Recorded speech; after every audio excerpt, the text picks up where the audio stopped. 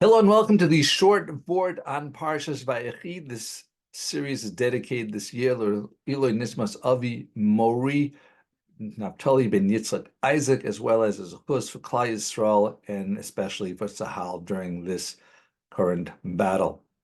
I'm going to share three different thoughts. The beginning and end of the shorter ones, I think it's worth sticking around for. The first part comes from the Chacham Sofer. So in Perek Mem Zayin pasuk Chav Ches, which is the beginning of the parsha, there is no gap between Vayigash and Vayechi, and we'll get to that later. So Vayehi Yemei Yaakov Shnei Chayav. It's talking about that Yaakov's life. He lived 147 years, but it was key these 17 years that he lived in Egypt. So he connects it. The Chacham Sofer connects it to the words of Mishlei Perek Gimel pasuk Beis, where it says Ki Orach Yamim Ushnos Chayim V'Shalom Yosifu Lacha. They will add to you the length of days and the years of life. Now, are there any years that don't have life?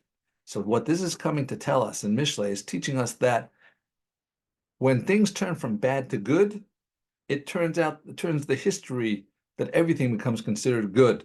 So these 17 years that Yaakov finally had peace in his life, that he lived in peace in Egypt, so that made his whole entire history of challenges from Ra Latova, from bad to good. And now it was Shnei Chayim. These were the years of life. As they say, all's well that ends well. On the same words, I believe it's from Tzadok HaCohen. It was brought down in a Malakate, a sefer that has different opinions. Bshem Amro, that's the name of it. So it says that there that Vayechi Yaakov, that Yaakov brought life to this 17 years brought life to the prior period of Yaakov. When you have pain, that's something that's, when you have tzaar, that's not called chayim, that's not called living. But Yaakov, says the Tzadok HaCohen, that he didn't reach his peak kedusha until actually not in Eretz Yisrael, but in Egypt, in Mitzrayim.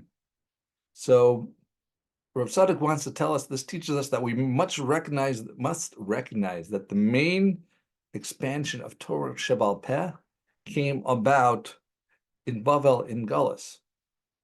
In fact, more tzaddikim came, and I'm going to use the English translation for the sake of time, that more tzaddikim came from the Churban than from during the Zman of the Binyan Beis HaMikdash. And that's the reason why Vayigash Vayechi has no gap, why it's Sasum. It's to tell us that this was that peak time for Yaakov Avinu to reach Kedusha. It was a time of preparation for the Bnei Yisrael ahead of Kabbalas HaTorah, but it's something that's Sasam, something that's hidden from the human intellect, something we can't understand because we're not God. But that's the way it works. They say that many times the greatest tzaddikim are those that came out of a period of a penury, that the poor people, you always beware the Torah comes from the poor, not as much from the rich. The challenges is parts of what adds to the greatness of these people. And finally, a wonderful thought from Isaac Reifer. He's a 90-something-year-old Holocaust survivor in Queens. He was in the camps, and I think it was Auschwitz. And he shared with me and others this week a thought on the words in Hallel, Hodu Hashem ki tov ki lilam chasto, from David HaMelech, who had such pain in his life also. So there's 7 words and 24 letters in Hodu Hashem ki tov ki lilam chasto.